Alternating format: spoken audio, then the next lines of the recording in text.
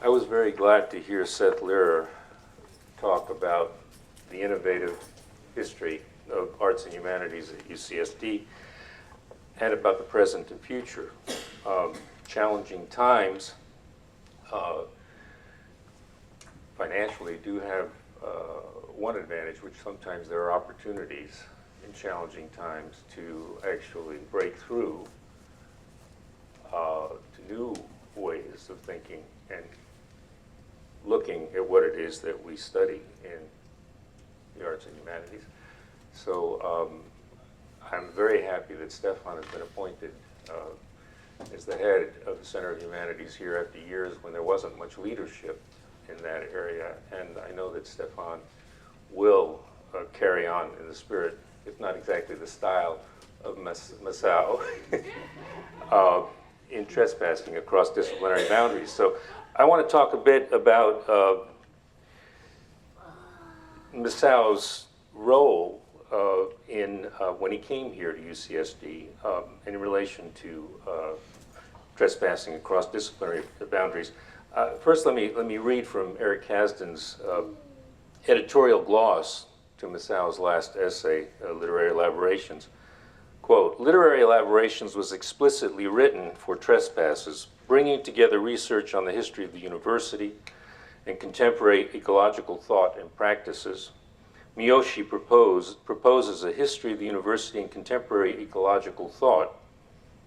Miyoshi proposes a radical vision for the contemporary university, one that calls on those in the various disciplines to surrender their protected academic turf and prioritize a transdisciplinary approach to the current ecological situation.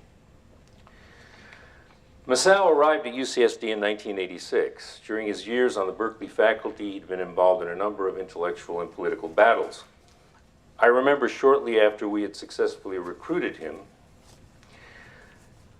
in a conversation with members of the Berkeley English Department at the 1987 MLA convention in San Francisco, I was warned that Miyoshi is, quote, a dangerous person.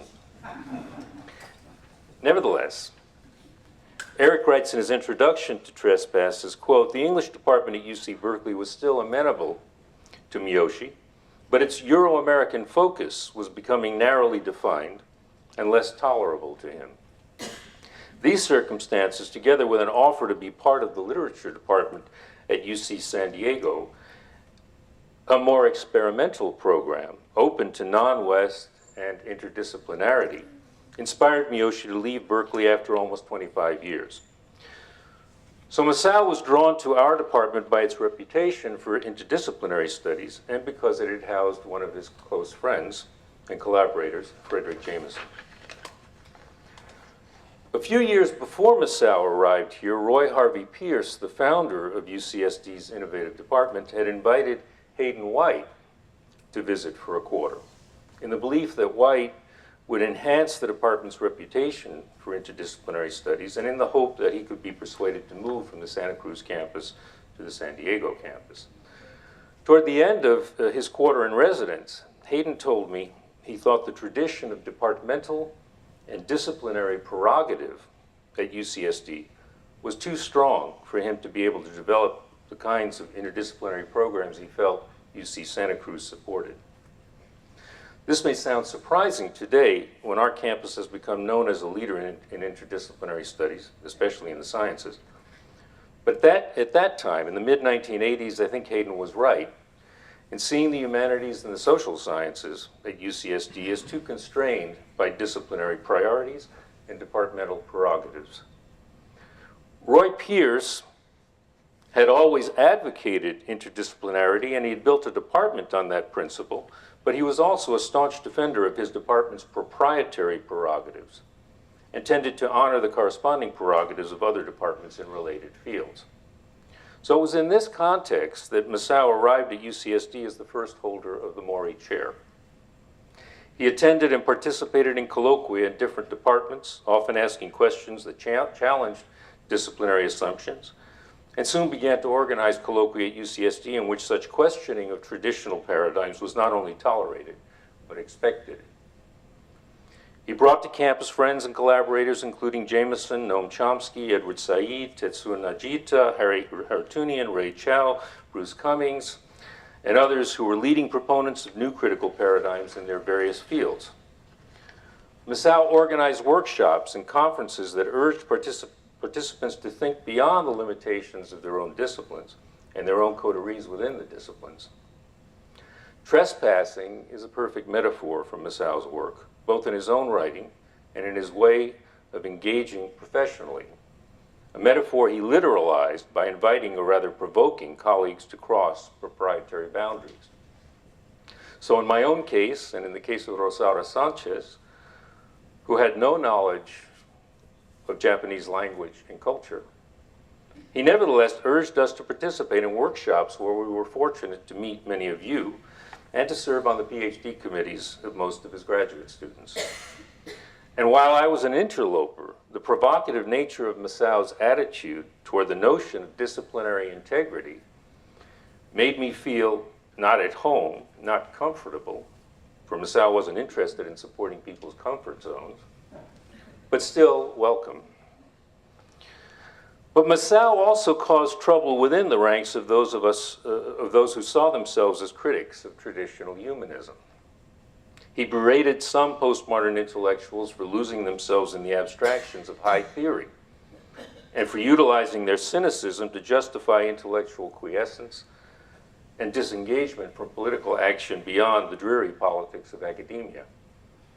And he challenged the complacency of other colleagues who imagined we were the vanguard in a radical critique of institutional power and social injustice, and who held to a tacit prohibition on controversy within our own ranks on the premise that to allow such internal debate would be tantamount to giving aid to the enemy.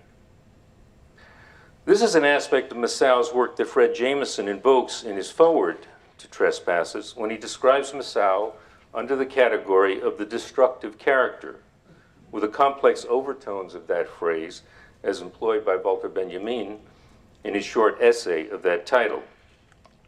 Jameson situates the destructive character as Benjamin's Nietzschean alternative to the more conventional Frankfurt School negative dialectic.